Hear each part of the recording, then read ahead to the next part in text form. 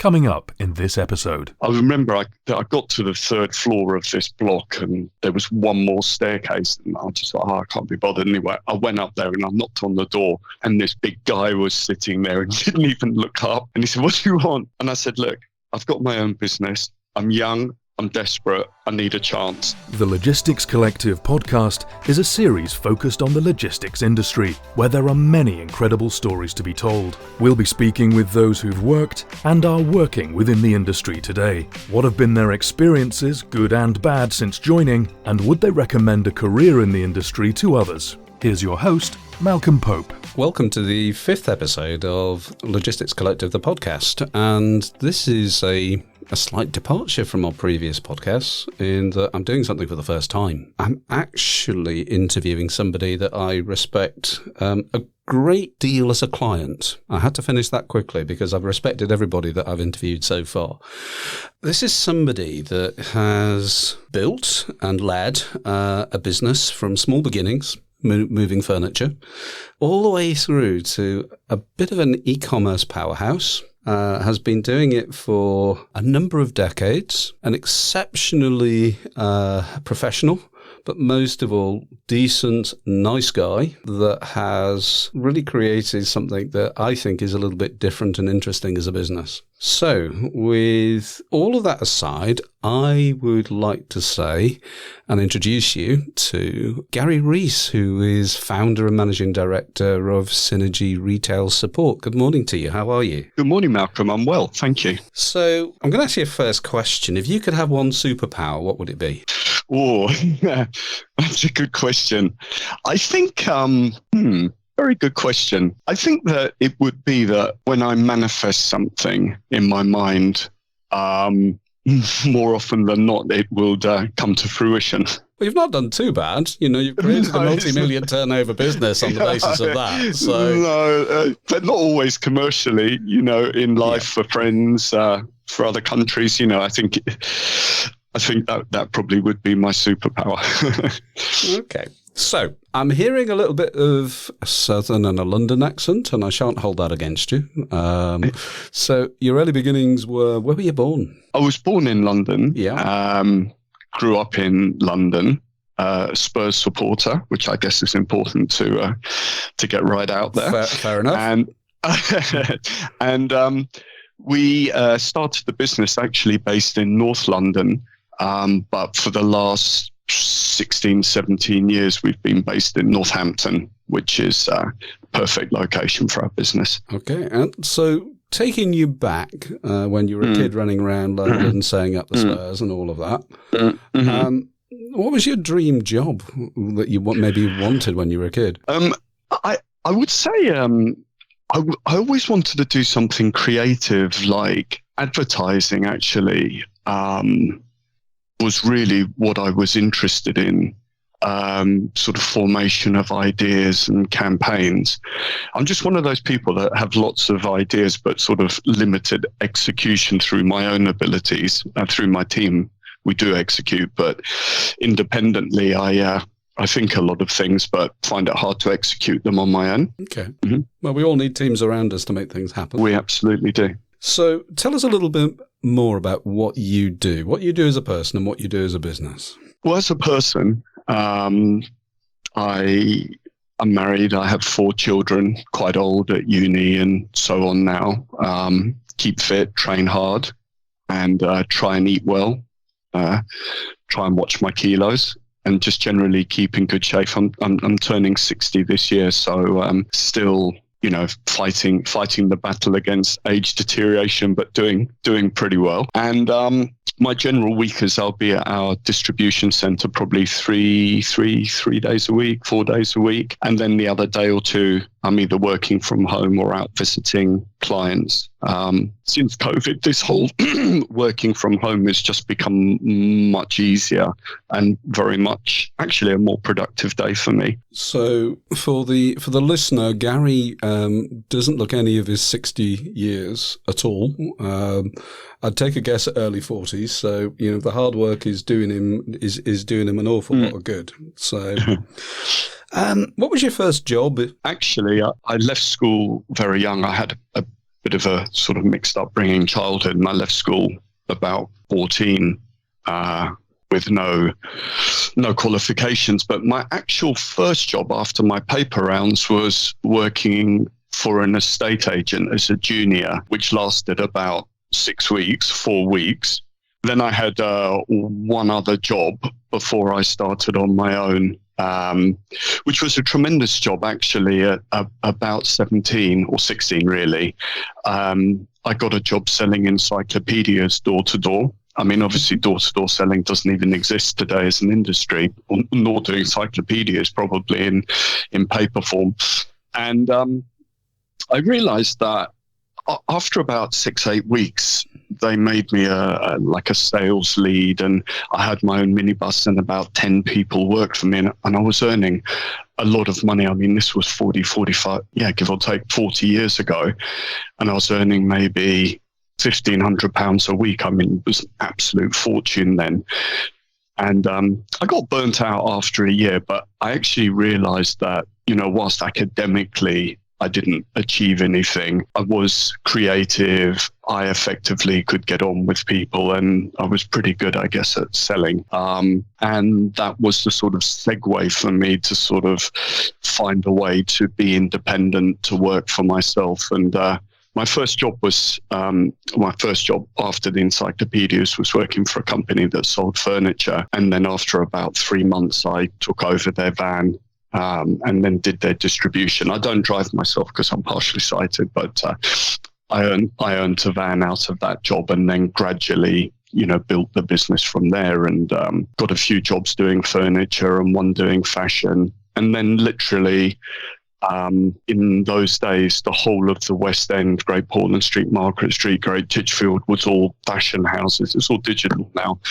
And I just got cards printed and just knocked on doors and built the business up. And my biggest break actually was from selling encyclopedias. I always learned to be very thorough, and it was always the one house with the big dog or the gate you couldn't open. That was the opportunity. And I remember I got to the 3rd floor of this block, and there was one more staircase, and I just thought, I can't be bothered anyway. I went up there and I knocked on the door, and this big guy was sitting there and didn't even look up. And he said, "What do you want?" And I said, "Look, I've got my own business. I'm young, I'm desperate, I need a chance." And he was actually my first significant customer, and he was a customer of mine for about 25 years. So, that's how it all started. I think there's something to be said for knocking on doors. I actually think these days, in terms of the digital information blizzard that we have around us, actually, I sort of sense sometimes the point of difference is that you do bother yourself and get out there and talk to people. I think that's important. Definitely. So what does working in this logistics and supply chain industry mean to you? Well, it's an industry that I find very interesting. Especially the e-commerce space, because it's evolving every day. And I would say in my business, and myself particularly, we are students of the industry. This whole, I think very much is just understanding the whole ecosystem that supports e-commerce. All of the IT, all of the platforms, all of the channels, and what our customers really need to sort of flourish. And I personally find the constant evolution interesting, because there's always something new to learn and to try and be at the forefront of. And general 3PL, as it was, in the old day of warehouses and pallets and picking cases, was fundamental, and one of the channels we have to serve. Intellectually isn't particularly stimulating because it's quite simple and we can't add a great deal of value to that. But I think logistics is a very interesting field, and I find it very enjoyable. It allows me to have quite a lot of movement, meet a lot of people across lots of industries, and I find that quite stimulating. So who's inspired you the most in your career? I don't think I can't honestly think of one person that's really inspired me. I mean, look, I think I've met on my journey good people who have been very good influences on me and shown me the right way and sort of held a beacon up of good behavior and good practice and, you know, trying to do the right thing. I suppose as a businessman in the very early days, you know, Richard Branson was, and maybe that, you know, because he was at the beginning of the digital journey of people, I guess, marketing themselves, he was probably the first entrepreneur that really inspired me. Okay. Well, I agree that. I mean, you look from one base idea, and he's certainly leveraged the hell out of the Virgin brand and done really very, very well at it. What do you wish you would have known at the start of your career that you now know? What advice would you have given to the young Gary? I think that's quite simple but hard to do retrospectively, because what I didn't have was experience there. But I would say is to get sage counsel from an older person and someone who can really help you recruit and onboard the right team around you to really be able to recognize what your limitations are at that particular point in time and to fill those gaps in. I didn't do that, and, you know, consequently, you know, did make mistakes along the way. And I think I probably could have circumvented that route with better advice earlier on, or at least knowing to ask for it. So thinking about that, I mean, everybody's career has low points and high points. Yeah. Could I explore what the high points are first? Because they're generally easier to talk about. But would you be willing to share perhaps some of the challenges, the most challenging things that you've faced as well? Yeah. I mean, high points for me actually are every day now. Just in the sense of being independent, having created a nice small medium business where, you know, we have a really, really genuine, nice team spirit, nice atmosphere, good people on board. But what I love is that my customers attest to our service, and we actually give good service. And I'm proud of myself, proud of the team for that. And I find pleasure in that, really day after day. Obviously, you know, because I'm a commercial guy, I like winning new business. You know, that does give me satisfaction. I think the low points for me is in, you know, the last financial crash, you know, 13 years ago. We did struggle, you know, at one particular point in time. We were down to £70 in the bank. Literally, you know, there was a whole cascade of events that happened around us that put us in a very, very tough position. You know, we were stuck in a lease in a building in the wrong place, and we needed to manage to get up north. And all of our clients, i.e. the big retail giants that then were Arcadia and Debenhams and Tesco, started going direct, cutting out the manufacturers, and our business was manufacturers. And that was a very tough time. But I'm just one of those people. I never give up. And for me, as long as there's bubbles, there's hope. You know, it's as simple as that. And, you know, I forged on, and we found a massive warehouse in Northampton. And we made the landlord an offer, and the market was so desperate then, the landlord accepted the offer. I mean, today, you know, even at that time, we wouldn't have probably been a good enough covenant for that building, but we did get the building and we did move up there. And then, you know, the last almost, you know, 15 years, we've sort of grown the business and become an e-commerce fulfillment business, you know, predominantly. I mean, I can attest to a number of things. So I'm continually fascinated by this industry and the people that I meet. And I have been so damn lucky to talk to some of the best of the best. And I care less in terms of whether they've gone to a university or not. Yeah. the view is that the industry is the best training in terms of people's minds that I could ever have thought of. But the one thing I'd say, what you said about having a good team, the key difference is that you are a great businessman, you're a great leader, and I visited you down in your site in Northampton, and you've got this unique thing, which is you understand every nook and cranny of your business. You are, in essence, at its heartbeat. You're continuously there, and you don't get that in some of the larger businesses. You just don't. And I think I see the passion for that you have for your customers, and all businesses have low points, but in terms of what you're achieving and what your ambition is for the future, I think that's fantastic. Thank you. So, thinking about the changing logistics industry, if we begin to think about going forward, because you've gone through one transition, which is, in terms of retailers going direct, and then you've morphed and adapted your business into e-commerce, and you do a huge amount of added value things. It's not just getting it to the customer. There's a huge amount of added value that you perform within your business. But thinking maybe over the next decade, what do you think the new challenges are going to be? I think right now it's people and power. Power, I mean gas and electricity and the cost of, and people in terms of cost and availability.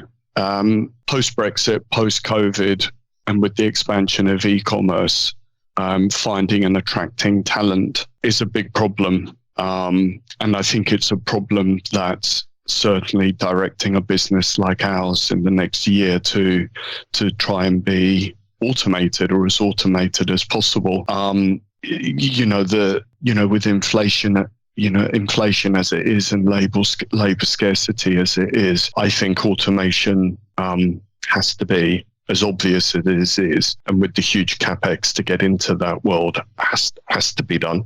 I don't even think it's an option not to be as automated as possible now, if you want to stay in the game.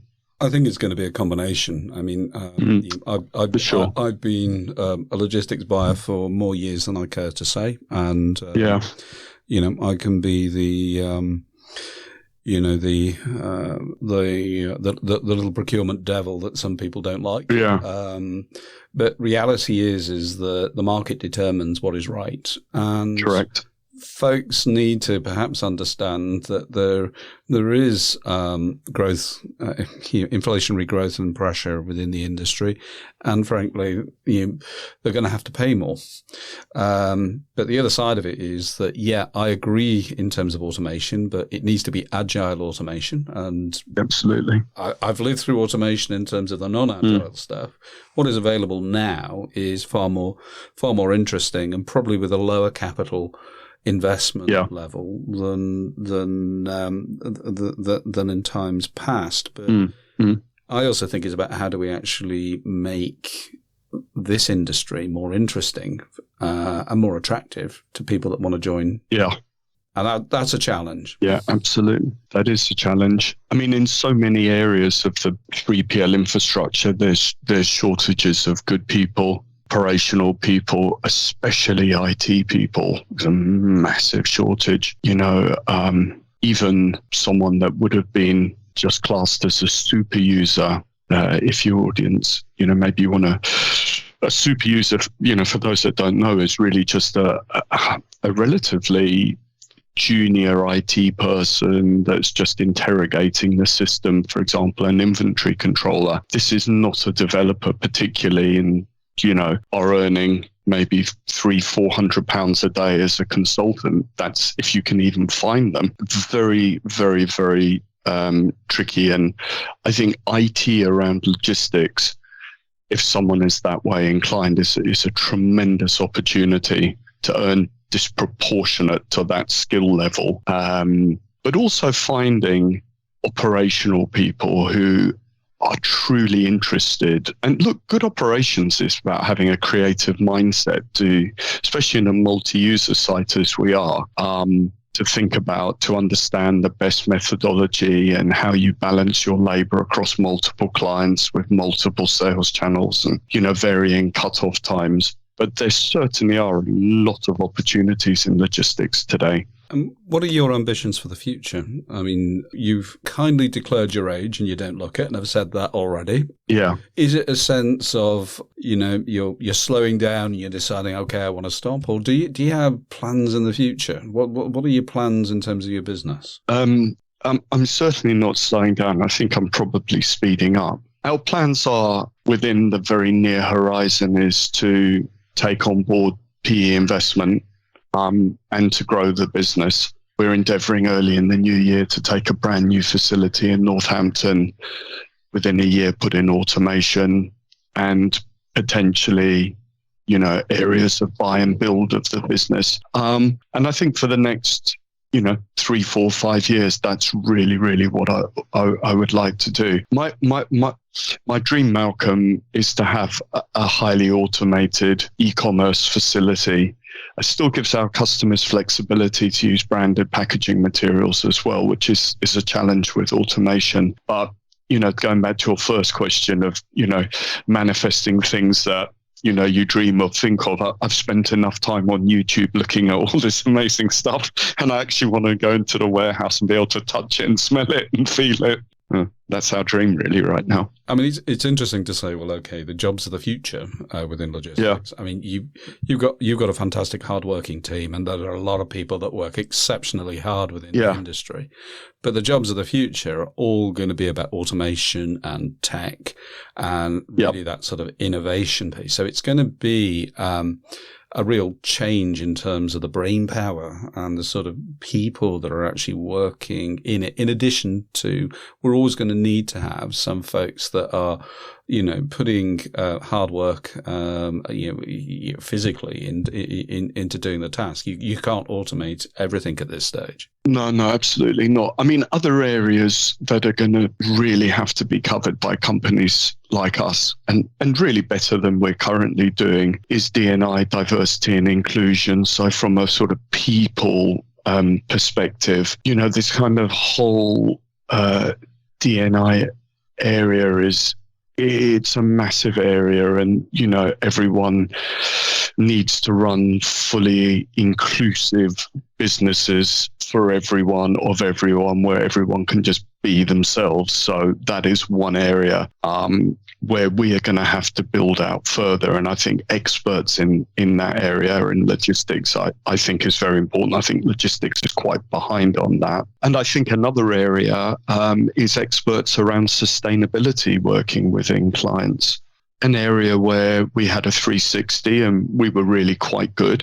An area we want to be better, but where an area in the future that our clients are going to hold us to much more exacting standards, and we're going to have to know what we do. And when we become automated, we're going to have to know what the impact of that is compared to doing something manually. So I think that is another area where people, if there's young grads that want to specialize, I think that is definitely an opportunity area. I mean, with respect to diversity and inclusion, it's just good business practice, because if you don't have that, what you actually get is that you reduce the gene pool that you're actually pulling from. And to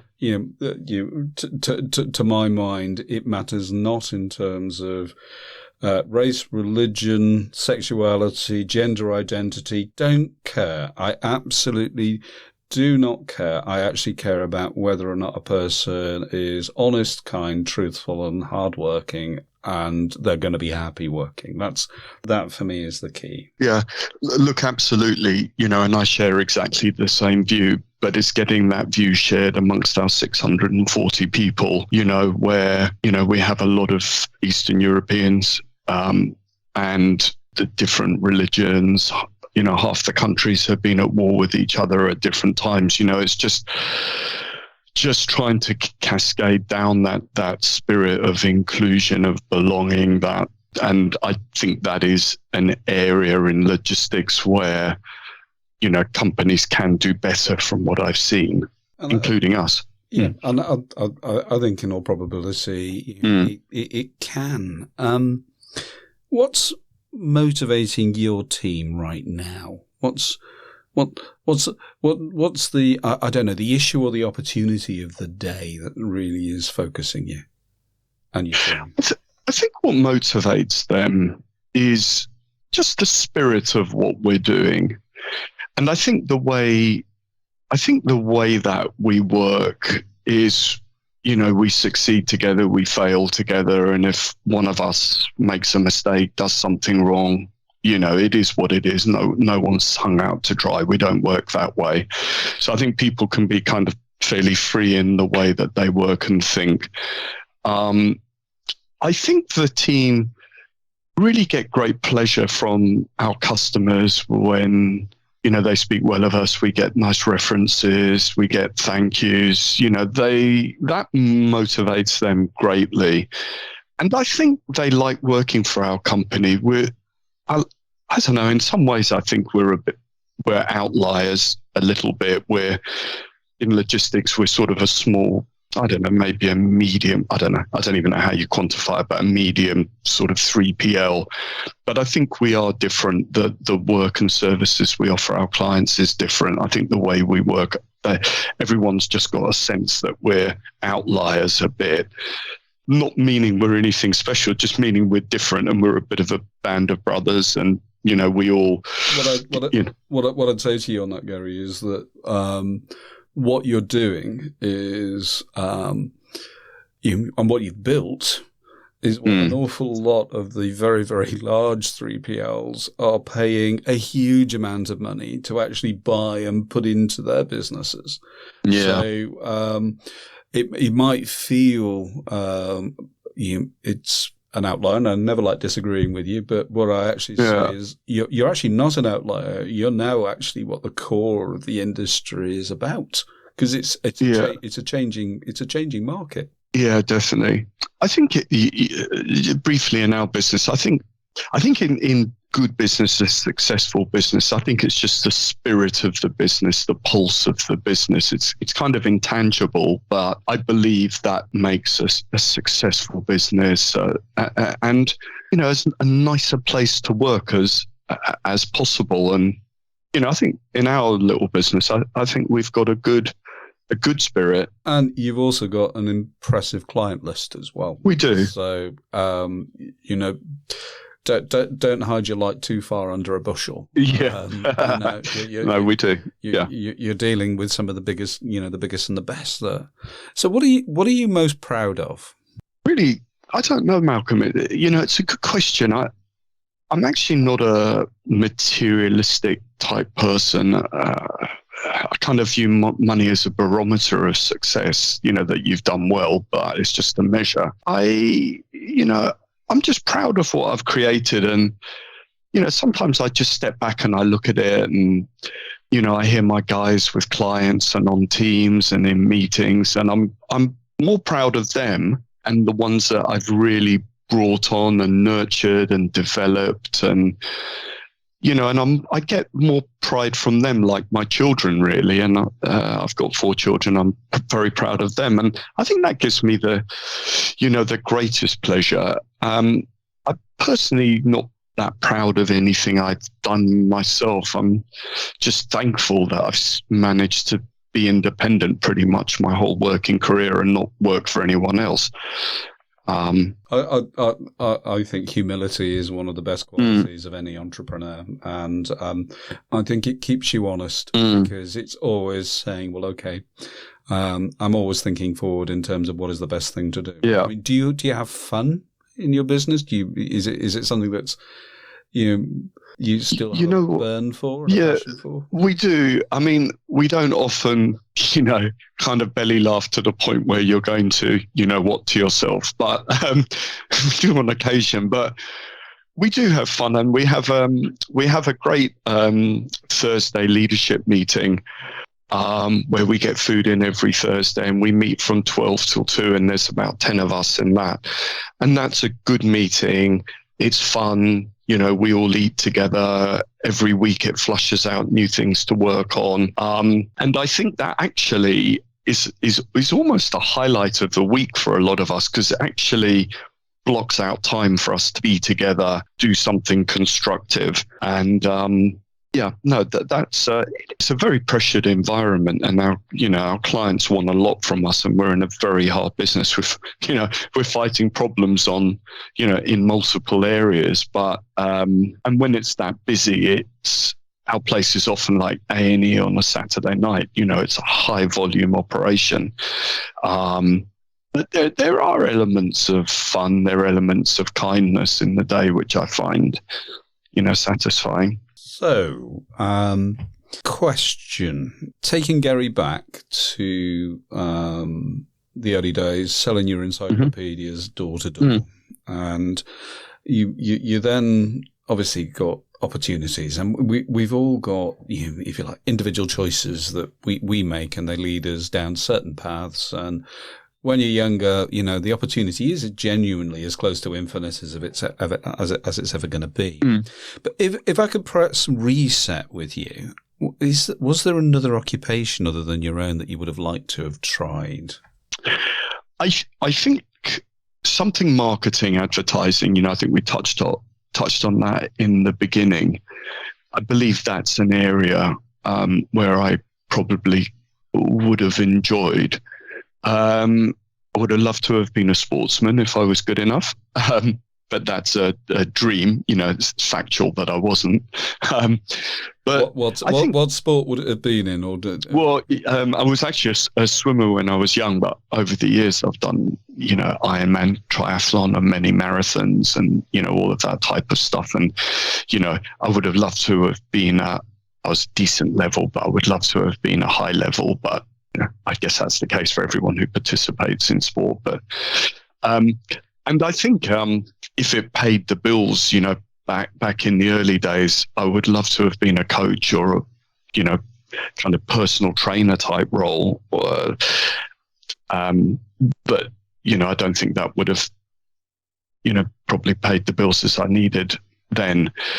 And I think maybe more in my twilight years, I would really love to go back to, coaching and mentoring, young people or any people really. I think that's something I would be good at. I think it would give me a lot of pleasure. And I think maybe for some people, I could be that influential person that maybe I didn't have or didn't look for, back when I started. So it leads me on to my next question, which is, if you could start a business tomorrow, what would that business be? That's a really hard question, Malcolm. I don't really have a winning idea of what I would start. I think it's very, very hard to start now. Very hard to come up with something creative. I meet probably 15 startups a week, approach us, and in so many varying fields. And I don't often come across one and think, wow, that's incredible. That's an absolute winning idea. I think the market is very saturated. It's not to say that anyone shouldn't have a dream and follow it. They absolutely should. But I'm not sure if I started and had to do something different to logistics, what I would start today. I guess if I genuinely was starting today, I think it would probably be some kind of life coaching, business coaching, mentoring, executive, coaching business, because it's just what I know and what I can do. And I think with my network, I probably could get busy enough doing it. Some type of consultancy. I mean, for sure, I couldn't do the type of consultancy that you do because I'm not detail and process orientated. As an independent, I couldn't survive. But I think from a creative perspective or working adjunct someone like yourself, I probably would add value. For sure, in terms of that. I think what is quite interesting, I mean, if I was looking and saying, well, where do I think the logistics industry should invest its time in? What should be the next new thing? I think we need to create incubators and accelerators for new businesses, because a lot of the time in the past, And retailers do some wonderful work, and they have a place, and high street retail still has a place. But now there is a way to circumvent that and go direct to consumer. And if I was looking at the logistics industry now, that's what I would do. I would actually develop incubator platforms to help people to actually get to market. That's what I would see. But then I see dozens of things, and I love what you said about sustainability before, because I think we've got to change a lot of our systems. But that's for another day. So look, in the last few minutes of this interview, I'd really like to focus on giving advice to people that might be considering a career in logistics or supply chain. So do you think it's a good idea for people to consider logistics and supply chain as a top 3 career choice? Yeah, I do. I think it's a very interesting career. I think there's so many different facets of logistics and supply chain. I mean, certainly speaking from downstream, i.e. when products landed in the UK, which is all I can speak to, there's jobs around data, there's jobs around inventory, there's jobs around IT, around operation, finance, automation, facilities. That there are so many areas, and because there's scarcity of good talent, I believe that potential compensation packages are maybe even disproportionately high to other businesses. And I think logistics is I think it's a safe business. If someone's looking for a career, things are always going to move. They always need to move. People are going to buy whatever it is, wherever it's from. I mean, logistics is here. So I believe actually it's a good industry. And I think, you can work, if you like, client side. You can work in the 3PL side. You can work in logistics, for example, for an automation business. Logistics doesn't necessarily mean working in 3PL. It's all of the services and infrastructures and ecosystems that, feed into the process of moving things. So I think it's a great industry. And I'd certainly support you in that. I feel it's like joining a family. It's one of the most connected, industry villages that are out there. It is very, very supportive, or at least that's my view of it. And I think it acquits itself well in that regard. But here you go. Imagine meeting young Gary on the streets of London back in the day, and there's the new modern version of you out there. And they're saying, really, well, what advice would you give to that young version of you? And how, if there was a passion for something, for a role in logistics and supply chain, how would they find out more? Well, I think if you've got a particular passion, I think if your passion is IT, for example, if your passion is operations or people, or I would say sit down with a spreadsheet. What are the areas? What is the area you're most interested in? In your gut, what do you think? Maybe have a second choice. Then I would potentially look on job boards if money is important as it is to people. Certain types of jobs may require a similar skill input, but one particular area might be much better paid. I would read. I'd spend a good bit of time on LinkedIn, join all the groups, 3PL and logistics, supply chain logistics. There's tens of groups. I'd spend a month just reading stuff. Just read as much as you can, looking on, company websites. Find out your field of expertise or of interest, rather. And I think maybe if you're a grad, try and get into a 3PL. And, if you're not a grad, that's absolutely fine. Maybe speculatively, email 10 CEOs through LinkedIn like me and ask for a chance. Tell them what you're interested in. Say, I'll come and work for a month. Can you put me in 4 different departments so I can get a feel? Just make contact. It's very easy to contact people nowadays and talk to them. And I think if you show initiative and you contact people in the right way with good energy, good spirit, humility, I think people will give anyone a chance. Well, I think both of us have had experience of being given chances in our career, and I think as every day, I think as an industry, it is incredibly good at giving people a chance. And those of us that have received chances, we definitely have to grant them as well.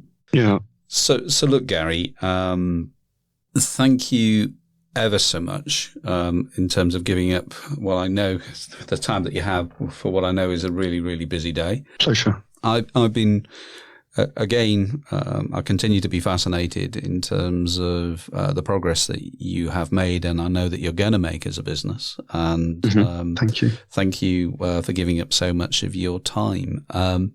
For those that are listening, please follow the Logistics Collective, and we'll give you updates as to when new interviews are coming out. And I've got a list of luminaries that, in addition to Gary, I'm not going to dim his light at all, but I've got a list of luminaries that I'm going to be speaking to over the next few weeks and months. And if you find this interesting, please like and follow us, and we'll give you an update when the next one is out. So, Gary, thank you so much for your time again, and I wish you all the very best. Malcolm, thank you. I thoroughly enjoyed it. And if anyone out there wants half an hour of my time to talk logistics, please reach out through Malcolm. That's a really good offer. I'd advise anybody that's out there that wants to have a chat with Gary to have it. He's got a lot to say that's good. So thanks. All the best. Thanks. You can get in contact by email, podcast@logisticscollective.com, or leave a voice message on our website, logisticscollective.com. The podcast is a production by Le Guru.